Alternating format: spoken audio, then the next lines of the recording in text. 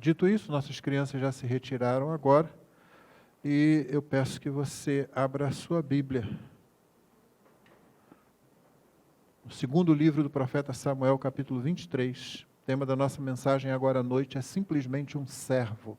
Vamos lembrar os temas de hoje: tema teológico, capacitação soberana, e o tema antropológico. Esse é muito bom. Poder, né? Poder para servir. Acho que esse é o maior poder de que nós precisamos. As pessoas querem poder para fazer outros caírem no culto. Já viu isso? É um sujeito aí que andava com um paletó, ele fazia assim para o pessoal cair. É um poder para servir, para imitar o Senhor Jesus, que sendo acima de todos, se fez servo, e como servo foi até a cruz. Esse é o grande poder que nós precisamos como servos de Jesus, para sermos servos uns dos outros também. Né? Nós vamos ver um homem que foi um servo, simplesmente um servo. A passagem pela vida dele é muito rápida e às vezes a gente nem liga muito. Ainda mais porque está no livro de Samuel. Às vezes essas passagens são recontadas no livro de Crônicas, que foi escrito bem depois. A gente passa por elas assim e não dá muita atenção. Mas hoje nós vamos conhecer um pouco, ou o que se pode conhecer da vida de Samá, filho de Agé, ou Agé, se você for preservar a pronúncia hebraica. Então vamos ler capítulo 23 do segundo livro de Samuel, versículos 11 e 12, onde está escrito assim: Depois dele vinha Samá, filho de Agé, o Aratita, quando os filisteus se juntaram em Leí, onde havia uma plantação de lentilhas, e o povo fugia dos filisteus. Samá pôs-se no meio daquele terreno e o defendeu, e matou os filisteus, e o Senhor efetuou grande livramento. Essa é a palavra do Senhor. Vamos orar novamente? Nós te damos graças, Senhor, pela bênção de podermos estar reunidos, abrir a Tua palavra, lê-la e expô-la. Teu Santo Espírito aplique ao nosso coração a vida de qualquer pessoa que ainda estiver ao alcance da nossa voz e não se entregou a Jesus. Que hoje seja dia de salvação, assim como seja dia de edificação da Tua igreja, para a glória do Teu nome, para a nossa alegria, em nome de Jesus. Amém.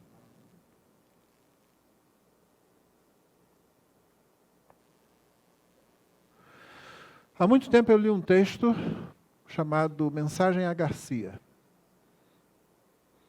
Eu não me lembro se foi das seleções do Reader Digest, mas a história era a seguinte: um exército estava em guerra e era preciso enviar uma mensagem a um oficial chamado Garcia, que estava em algum lugar no fronte. Então chamou-se um soldado ali, indicado pelo seu comandante imediato, que foi até o comandante-geral. E o comandante disse para ele: essa mensagem precisa chegar ao oficial Garcia. E deu na mão dele. Ato contínuo, aquele soldado, cujo nome a gente não sabe, rodou nos calcanhares, sumiu dali e foi cumprir a tarefa. É só isso. Não há muito glamour na obediência. Não há muito glamour no serviço prestado. A gente não vê isso. O comandante não deu explicações, ele não perguntou onde é que está esse camarada, ele disse: está no fronte. E o soldado lá foi atrás do oficial, para cumprir a tarefa. A tarefa foi dada e ele foi resolver a tarefa. Mas se você não é militar, talvez você não curta muito esse tipo de coisa, eu vou contar outra história que pode talvez falar mais a você, que vive nesses tempos empresariais. Conta-se que um funcionário que estava numa empresa há algum tempo foi até o seu diretor para reclamar. Ele foi reclamar o seguinte: olha, o fulano entrou aqui há muito pouco tempo e já foi promovido. Eu estou aqui há mais tempo e eu trabalho aqui e não houve nenhum reconhecimento. E o diretor disse assim: ok, vamos falar sobre isso, mas antes disso eu estou com uma situação aqui. Nós vamos receber um grupo de pessoas de uma outra empresa aqui, precisamos oferecer um lanche. Eu pensei em oferecermos alguma coisa mais leve, tipo alguma fruta. Então, você vê se tem abacaxi nessa feirinha aqui do lado, por favor? E o funcionário disse, ok, eu vou lá. Foi lá, voltou e disse, olha, tem abacaxi. Ah, tem abacaxi? Ok, que maravilha, né? Senta só um pouquinho aí. Pede para chamar o fulano. Ele disse para a secretária chamou o fulano. Aquele que havia sido apontado, que estava há pouco tempo ali, que foi promovido na frente desse que agora estava lá esperando sentado. E ele disse a mesma coisa, deu a mesma ordem, disse, vai lá e vê se tem abacaxi. E o fulano foi. E voltou. E o diretor disse, e aí? E o funcionário disse, olha, tem abacaxi sim. Custa tanto cada unidade. Mas se você quiser comprar mais de uma unidade, se você comprar 10 ou 20, se for necessário, ele faz um abatimento de tantos por cento.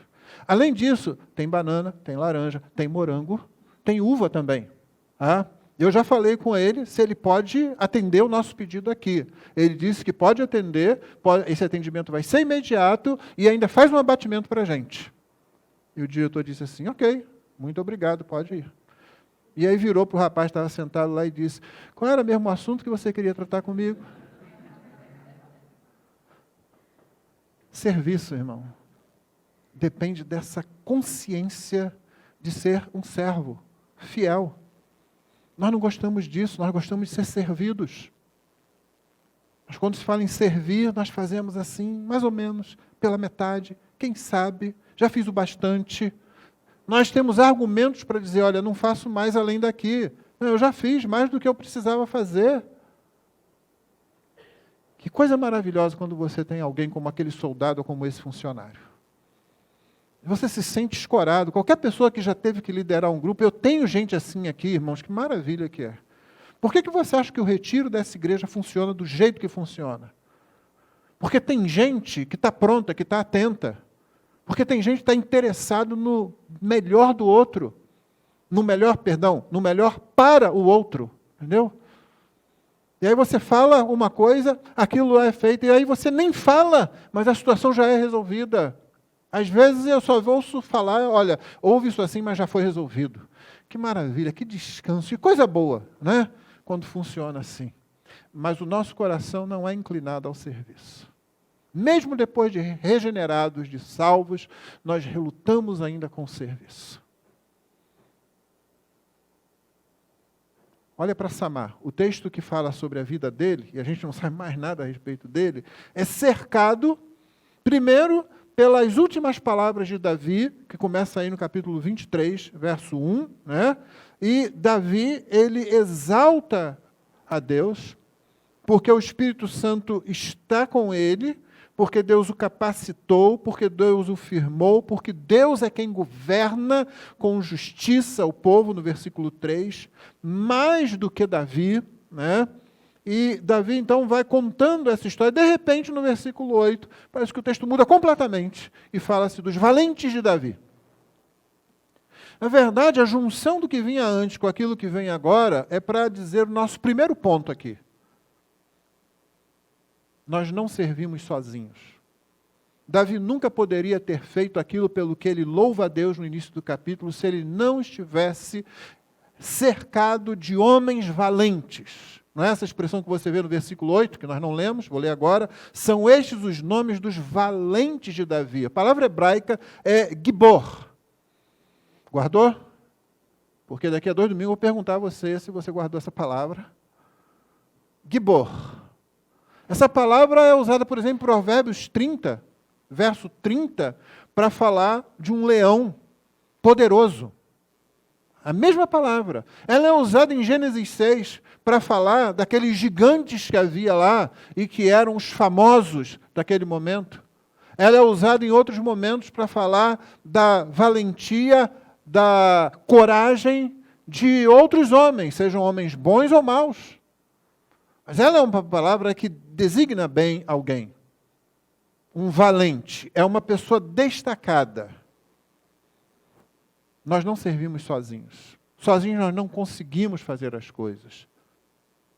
Mesmo o Senhor Jesus, na sua última noite antes da crucificação, ele chama os seus discípulos e quer que eles fiquem juntos. Depois ele separa aqueles 3 que estavam sempre mais próximos dele e quer que eles orem com ele ali. Vigiem comigo aqui durante um pouco de tempo. Orem comigo aqui um pouco de tempo, ele pede. Nenhum de nós serve sozinho. Davi estava amparado por homens como Josebe Bassebete, como Eleazar e depois como Samar. Todos esses, que eram os três principais, eles alcançaram destaque entre os principais homens do exército de Davi, a elite do exército de Davi, porque em certas situações eles enfrentaram o inimigo sozinhos. Não, eles não estavam sozinhos. Eles estavam dentro do espírito do exército, e quando foi preciso que eles se posicionassem, eles se apresentaram. Então, eles estavam ao lado de Davi. Mais adiante, você vai ver que havia 30 abaixo desses três, que eram homens valentes também de Davi. E havia um outro grupo de 3, e você vai lendo isso no capítulo. Você vai lendo sobre Abisai, sobre Benaia. Nós não servimos sozinhos, irmãos. Nós não alcançamos as coisas sozinhos. Davi louva a Deus por muitas coisas que Deus fez, mas Davi sabia que ele tinha pessoas em quem ele podia confiar, pessoas que estavam com ele, pessoas que tinham compreendido o que é servir. A segunda coisa é que, embora nós não sirvamos sozinhos, a compreensão, o entendimento do que é ser um servo é individual. E é isso que se revelou na vida desses 3, mas especificamente eu quero ver nessa noite Samar, filho de Agé. Quando os filisteus se juntaram em Leí, onde havia provisão para o exército, havia uma plantação de lentilhas, havia provisão que eles necessitavam para continuar a batalha contra os filisteus. O povo fugia dos filisteus. E aquele homem que estava acostumado a lutar lado a lado com outros companheiros, assim como os 2 que o precederam, num dado momento fica sozinho. E aí o que vale é justamente essa consciência individual de serviço. É essa consciência que diz, talvez eu morra hoje aqui, mas eu não vou me vender barato. Eles não vão conseguir levar a nossa colheita, eles não vão conseguir levar as nossas provisões pura e simplesmente. Eles vão ter que passar por mim. Aí você imagina esse homem sozinho ali, os outros devem ter achado, vai ser fácil. Só tem um. Mas se você olhar para o caso lá, no versículo 8, de Josebe Bassebete, principal de 3, desses 3 são citados aqui, ele brandiu a sua lança contra 800 homens e os matou de uma só vez. Se você pensar em Eleazar, também entre esses 3, é o segundo deles, quando desafiaram os filisteus ali reunidos para a batalha, os filhos de Israel já haviam se retirado, ele se levanta, ataca os filisteus, até lhe cansar a mão, até a espada ficar grudada na mão. O povo volta para onde ele está depois só para pegar os despojos. O povo tinha fugido, ele encarou. E agora Samar, defendendo aquele campo, defendendo a provisão, o pessoal pensa, vai ser fácil. Não, não é fácil. Tem uma pessoa ali. E essa pessoa consegue encarar toda aquela situação, todos aqueles que vêm contra ele. Porque tem individualmente enraizado o conceito de serviço. E o conceito de servir é próximo ao conceito de dever. Eu não sei se eu vou conseguir, mas eu estou aqui. Eles não vão passar fácil. Eu vou levar alguns comigo, pelo menos. Não vai ser tão tranquilo para eles assim. Era um guerreiro poderoso, era um valente, como a palavra que eu falei. Gibor não é uma palavra aplicada simplesmente para preencher ali, ela é uma palavra técnica, quer falar de alguém que é fora da curva, é alguém que é especial, é um guerreiro muito bem treinado, muito comprometido, você não vai afastá-lo da posição com facilidade. Então, nós não servimos sozinhos. Eu posso usar outras palavras, outros verbos. Nós não lutamos sozinhos, nós não caminhamos nessa jornada da fé sozinhos. Mas o sentimento, o pensamento de ser servo, de estar partilhando a luta, partilhando a jornada, ele é enraizado de forma individual. No tempo de Josué, depois de eles já terem ido adiante, depois de Jericó, e eles continuam lutando, É interessante que se fale em algum momento que, quando as muralhas caem, cada homem vai, a expressão usada na versão antiga é cada um em frente de si mesmo. Sabe o que significa isso? Significa que eu não estou parado, dando um passinho atrás, esperando que alguém vá para depois eu ir. Não, eu vou. Se você já regeu coro, eu já tive essa experiência várias vezes na vida, você sabe que uma das tarefas mais difíceis que a gente tem com um coral é justamente fazer com que as pessoas assumam a sua posição individualmente dentro do grupo. Para quando você dá o sinal, elas cantem. Você vai sempre encontrar aqueles que primeiro deixam o outro começar. Porque ele é mais seguro, porque ela tem uma voz melhor e a coisa toda de você ter um bom coral, inicialmente, é você arrancar da cabeça dessas pessoas. Não! Você tem que começar. O coral é formado por você e os outros. Se você não começa, na verdade, nós temos um subcoral dentro dos outros. Leva algum tempo, às vezes. Mas a gente consegue. A gente consegue até a pessoa ficar bem segura, e então ela começa a cantar. No exército, a mesma coisa. Você conta com a pessoa que está ao seu lado. Nas antigas paredes de escudo, né, se você já leu alguma coisa de guerra medieval, etc. e tal, a pessoa mais importante é aquela que está do seu lado, junto com o escudo. Se ela falhar, acabou tudo. Se houver um vazamento ali, se um escudo ficar frouxo, se alguém se distrair por causa do medo, a coisa toda periga. Você precisa de estar junto ali. Então, nós não lutamos, nós não fazemos a jornada, nós não servimos sozinhos. Mas o pensamento, o sentimento de dever, de servo é individual. Eu preciso estar dizendo, olha, ninguém vai passar por mim. Uma pergunta que eu fiz aos irmãos que hoje lideram aqui foi justamente essa. Olha, se o pastor Maurício morrer de repente, ele não foi embora não, tá? Ele morreu, acabou, já era. Vai ser a primeira coisa que vem na sua mente, meu irmão. Aqueles irmãos que estavam aqui à frente. Eles se lembram disso. Eu disse para eles, depois de ouvi-los e comentar, eu disse para eles, olha, a primeira coisa que tem que vir na sua frente é o seguinte, é comigo agora. Se vocês conhecem, eu quero crer que os irmãos que estão aqui já há algum tempo conhecem os irmãos que têm estado aqui à frente, os irmãos sabem que nenhum deles briga para estar aqui à frente. Nenhum deles diz, eu que vou pregar hoje. Pelo contrário, eles são muito solícitos em dizer, pode ser você, fique à vontade. Né? Nenhum deles está dizendo, não, eu quero fazer a abertura do culto, eu quero fazer a oração disso, a oração daquilo. Nenhum deles nega, porém, quando o nome aparece lá, a menos que não possa estar presente. Todos pegam, todos aceitam, todos fazem. Então, a ideia de agora é comigo significa o seguinte, a igreja não ficou sozinha. Se o pastor falhar por alguma coisa, se o pastor morrer de repente, se o pastor não puder mais pastorear, enquanto a igreja vai trabalhar a vinda de um outro pastor, há homens aqui que vão assumir. Eles não vão dizer, vamos esperar pelo vice-presidente, né? Vice-presidente. Não, eles sabem, é comigo agora. Eles vão se apresentar, e aí? Então, talvez o vice-presidente tenha que organizar a coisa, mas ele sabe que ele não está sozinho, porque há um sentimento individual de serviço.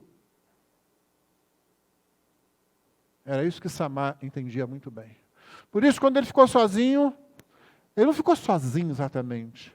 Tudo aquilo que significava o ajuntamento desses três, dos 30 e do exército, estava ali presente com ele. Por isso ele ficava firme. Ele podia ficar firme, podia encarar o que viesse pela frente. Ele não sabia se ele ia sobreviver. Ele não sabia o que ele poderia fazer. O que ele sabia é o seguinte, não vai ser fácil para eles. Talvez eu vá aqui, mas eu não vou sozinho, eles não vão chegar aqui e simplesmente vão encontrar tudo à disposição para eles fazerem o que bem entenderem. Quando o inimigo encontra um crente assim, mesmo um crente numa igreja, que põe joelho no chão, que diz, não, eu não vou parar de orar pela minha igreja, eu vou continuar orando pela minha igreja. Um crente que, quando o problema surge, ao invés de se juntar num grupinho para dizer, realmente, a igreja está assim, a igreja está assado, e aumentar aquela situação e diz, não, vamos orar. Olha, uma boa ideia, vamos botar o joelho no chão, vamos clamar ao Senhor, que o Senhor opere aqui. A igreja é dele, ele vai tomar conta, ele vai agir. No tempo em que a conquista da terra poderia ter acontecido 40 anos antes do que aconteceu, Moisés mandou 12 espias. Eles voltaram, 10 dizendo, olha, não vai dar. Eles vão nos destruir, eles vão nos massacrar, nós seremos como insetos diante deles. 2 deles, Josué e Caleb, disseram assim, vamos! Mas eles foram voto vencido. na igreja de Cristo, meu irmão, não tema ser voto vencido quando se trata de se colocar como servo do Senhor para o bem da igreja. Mesmo que você tenha que levar um tempo para convencer os outros, vamos orar, vamos botar o joelho no chão, vamos nos voltar para a palavra, vamos obedecer ao Senhor. Então nós não lutamos sozinhos, nossa jornada não é sozinhos, nosso serviço não é sozinhos, não é feito no isolamento, mas o sentimento de ser servo, de dever, deve ser profundamente enraizado de forma individual. Foi por isso que Samar ficou ali. Campo de lentilhas, que era necessário para o sustento do povo, diz, Samar pôs-se no meio daquele terreno. Já imaginou os filisteus chegando lá? O que é aquilo lá? Deve ser um truque. Tem só um sujeito lá, isso é um truque. Você já notou o efeito moral disso? Eles já não estão assim, o campo está livre, vamos agora pegar o que a gente quiser, nós vamos ter mantimento, nós vamos continuar essa campanha contra Israel. Não, chegou lá, tem um sujeito lá, com a espada, pronto, né? E está lá sozinho, no meio do campo. Você já fica assim, não, tem alguma coisa aí, tem emboscada, não deve ter mais gente escondida aí. Começa a olhar, você já dividiu o exército, tá? Eles já não estão mais tão livres assim. Olha para lá, olha para cá. Não é possível que tenha um sujeito só ali. Ninguém aceita isso, ninguém vai engolir essa assim, mas só tem ele lá. Na medida que eles avançam, eles vão ver que ele encara. Terceira e última coisa. É o Senhor que dá a vitória. É porque você ficou aí pensando, né? Peraí, que é isso, pastor? Tudo bem, deve ser algum exagero, deve ser assim, alguma forma mais, né? Uma forma mais intensa de falar, né? O tal do José lutou contra 800 sozinho. Tem crente que para aqui e começa a descrer da Bíblia por causa disso. Ele é muito racional, é muito inteligente, é muito esperto, ele não vai acreditar nesse negócio assim.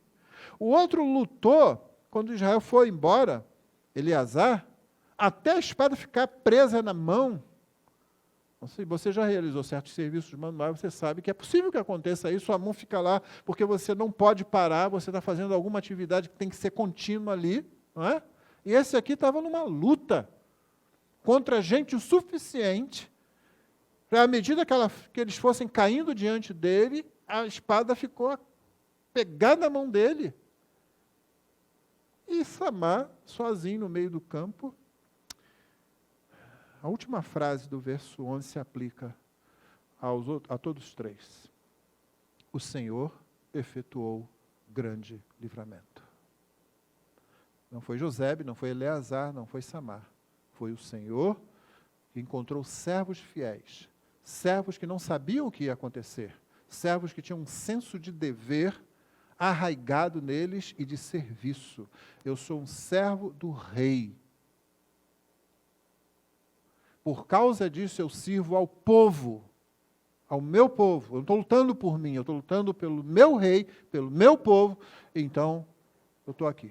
Eles não sabem o que vai acontecer. Eles sabem o seguinte, eu fui treinado para isso, o Senhor me capacitou para isso, então agora vamos ver o que o Senhor vai fazer. E a Escritura diz, o Senhor efetuou grande livramento. O texto é muito claro em dizer, foi Deus que deu livramento nessas três situações. Porque Deus encontrou ali aqueles que confiavam nele. O texto não está aqui para dizer, olha, eles não sabiam o que estava acontecendo, não. Eles eram servos do rei Davi. Se você servisse junto a Davi, você sabe que Davi confia em Deus. Você sabe que Davi não é perfeito, mas Davi espera no Senhor. Você sabe que Davi, desde cedo, demonstrou que a questão da guerra é a questão do Senhor, é a questão de Yahvé. Ele disse para o gigante, pouco antes de matá-lo, todos saberão que a guerra pertence ao Senhor. Ele sabia disso. Se você servisse com ele, você ia aprender isso se você não soubesse. Esses homens sabiam disso. O texto bíblico afirma, o Senhor efetuou grande livramento. Esses são os 3 pontos de hoje. Tá? Nós não servimos sozinhos, nenhum de nós alcança nada sozinho dentro da igreja, por isso é um corpo, como nós vamos ver na próxima mensagem em 1 Coríntios. Por isso, Paulo gasta um tempão repetindo lá, como você já deve ter visto, e você vai ver novamente, repetindo lá, olha, o que adianta o olho falar para o pé, eu não preciso de você, a boca dizer para a mão, eu não preciso de você, e tal. E ele repete, e ele faz isso, parece que ele vai desenhando um corpo humano ali para ver se eles entendem. Nós não lutamos sozinhos, nossa jornada, nós não fazemos isso sozinhos, nós servimos junto com outros. Segundo, o sentimento de serviço, o sentimento de função e o sentimento de dever tem que estar arraigado individualmente. A mão sabe o que é que ela tem que fazer, o olho sabe o que tem que fazer, o pé sabe o que tem que fazer, Deus capacita os membros e os membros operam. Individualmente, mas dentro do corpo. Individualmente, mas coordenadamente, organicamente ligados ali. Como um exército que funciona bem. E se precisar agir sozinho, vou ficar eu aqui, mas vou ficar. O sentimento ali. Em geral, o que acontece na igreja, pela bondade de Deus, é quando aparece alguém assim, logo aparece outro do lado também. E logo aparece outro. Você já pensou numa igreja assim? Numa igreja onde cada um diz, eu sou um servo. Eu sou um servo do Senhor Jesus, e por causa do Senhor Jesus, eu sou um servo dos meus irmãos. E sou um servo daqueles não crentes que entrarem aqui, que chegarem no nosso meio. Eu sou servo. E finalmente, quem dá a vitória, quem dá a capacidade, quem põe o alvo, quem faz tudo isso, é o Senhor. É o Senhor que opera o grande livramento, é o Senhor que usa nosso testemunho débil para converter pessoas, é o Senhor que usa nossas capacidades imperfeitas, ou seja, vem a capacidade do Espírito, mas ela age na imperfeição do nosso ser, e ainda assim o Senhor edifica a igreja, o Senhor abençoa as crianças no meio da igreja, o Senhor abençoa as esposas, o Senhor abençoa as grávidas, o Senhor abençoa os homens, o Senhor vai conduzindo as coisas através da nossa imperfeição, porque é o Senhor quem opera o livramento, é o Senhor quem opera a salvação. Quando você olha para esses homens aqui, não são eles que são o exemplo, não.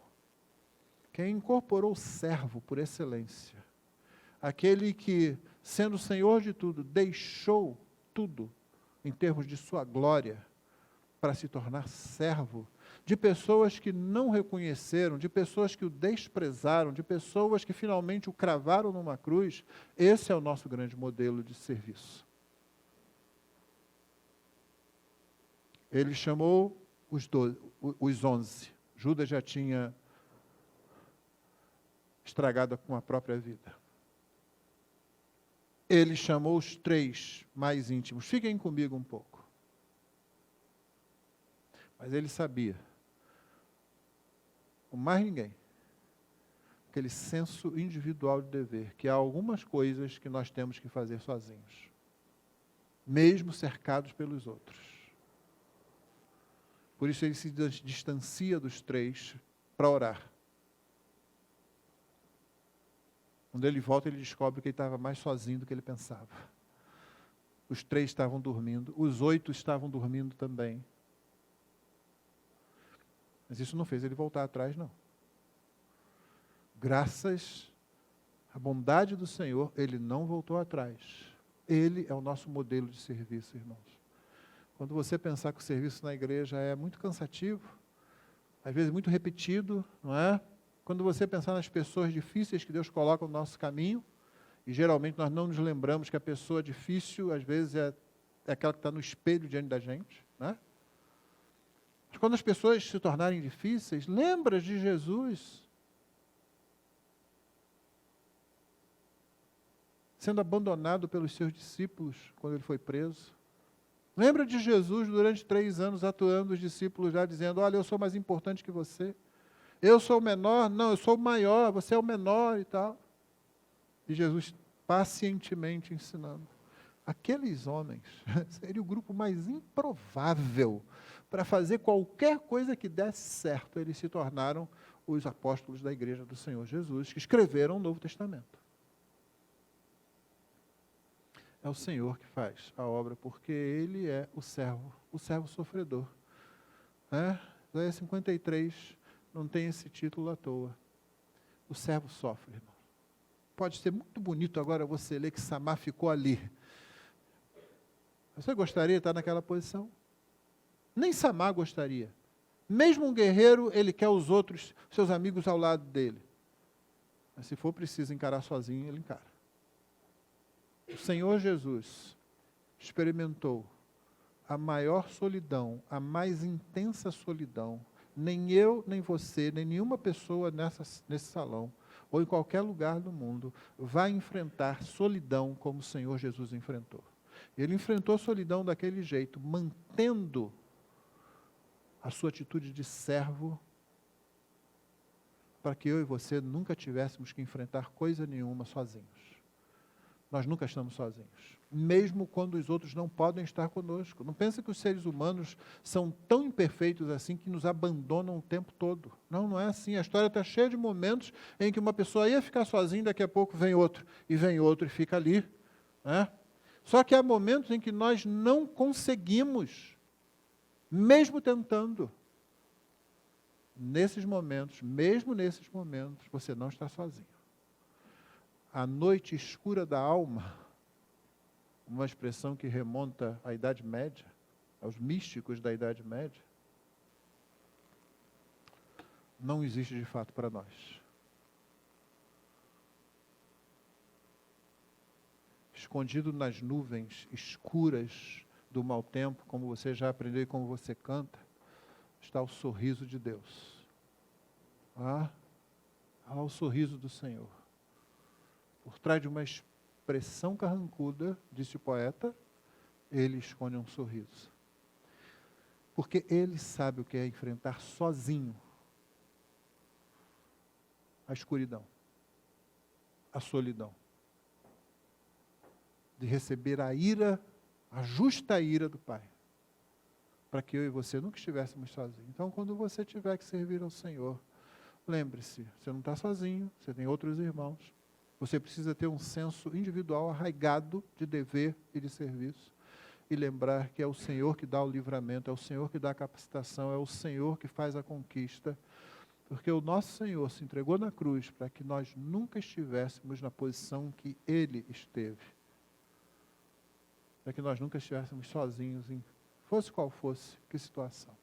E para que nós pudéssemos servir com intensidade, servir com alegria, mesmo pessoas que nem sempre vão nos entender. Porque certamente você e eu já fomos servidos por pessoas que, entendendo o senso de dever, tiveram que nos aturar. Né? E insistiram. E nós passamos a mesma coisa. Samar é um bom exemplo, mas ele é apenas um que reflete o modelo, sobre todo o modelo que é o Senhor Jesus. E que o Senhor nos abençoe enquanto servimos ao Senhor e enquanto servimos uns aos outros. Amém? Vamos ficar de pé e vamos orar. Nós vamos cantar depois da oração. E aí vamos nos sentar e aguardar enquanto a transmissão é encerrada para termos o nosso momento de oração.